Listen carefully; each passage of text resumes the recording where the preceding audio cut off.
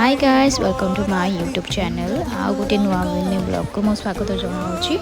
सकाल सकाल मुझे फ्रिज को सफा करुँची। बहुत दिन है सफा ही नाला ताको मुझे बहुत भाव भल क्लीन करदेली आती सब जिन बाथरूम नहीं सफा करदे देखो कि सुंदर देखा एपटे मु आसला आलना को देखिले एत असना होता मुझे सजाड़देली सजाड़ देती आउ जो सफा कर अलग रखीदे आउ जी मुझे साइज कर रखीदे आउ जी सब बतरे मुझे सफा करके छात उपर सुखे देखो आउ घर को आसीगली मो ड्रेस ओदा हो मुझे चेंज करदेली आउ जी मुझे साइज कर रखीदेली देखो कि सुंदर सफा देखा जाउची।